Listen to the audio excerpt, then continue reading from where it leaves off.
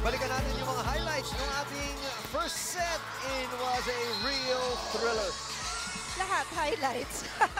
It was a good game. Everybody knew their responsibilities. Everybody protecting their zones. They were doing a great job in attacks. Both teams in floor defense, net defense. They were outsmarting each other, whether middle blocker ka or outside hitter or quattro. I mean, everybody was just doing a good job.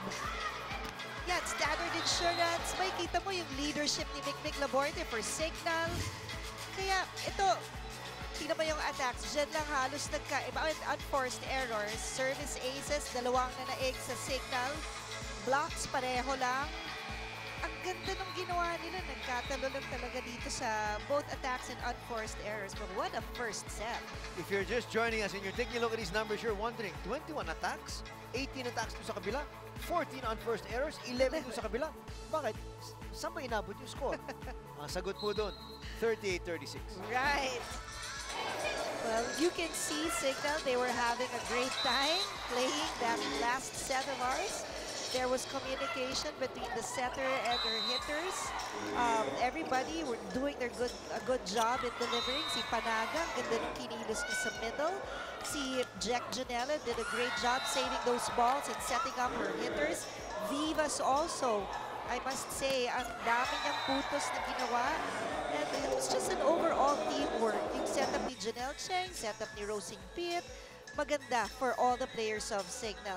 Kaya may kita mo dito yung attacks nila nangingibabaw pa rin against the Corvettes of 8.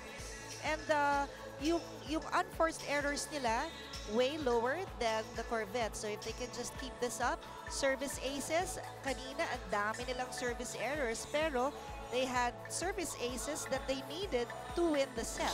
Balikan muna natin yung highlights ng ating previous set. This set, hindi siya kasing bilis nung first set because yun nga, pagod na yung players of both sides. But even if medyo lacking energy na sila, ang ganda pa rin ang linabas nila because they were still defending their zones. They were still doing their responsibilities as hitter, as setter.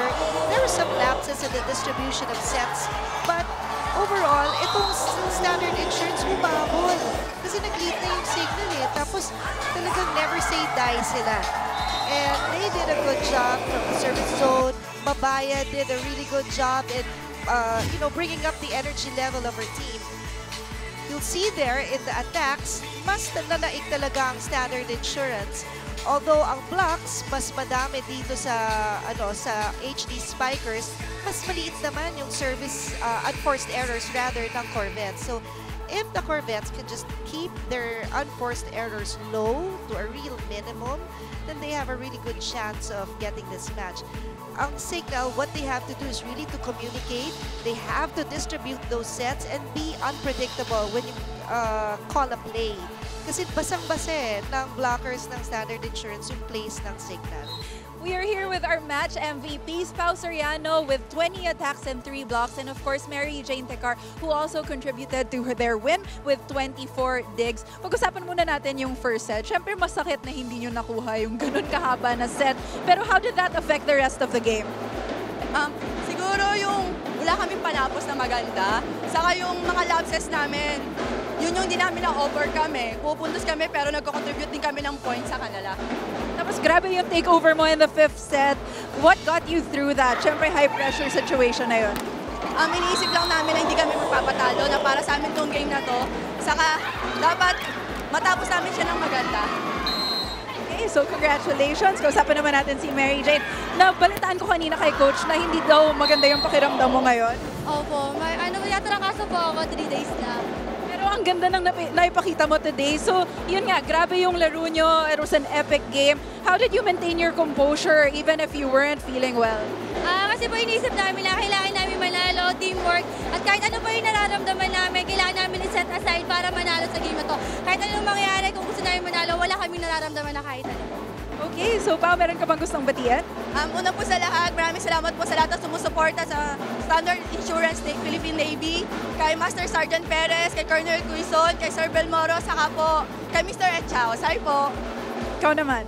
Binabati ko po yung family ko, sa TR family, si Dollar po yung kapatid ko, yung sa Iloilo na pamilya ko, pati lahat na sumusuporta sa Philippine Navy Standard Insurance. Maraming salamat po. Maraming salamat and congratulations.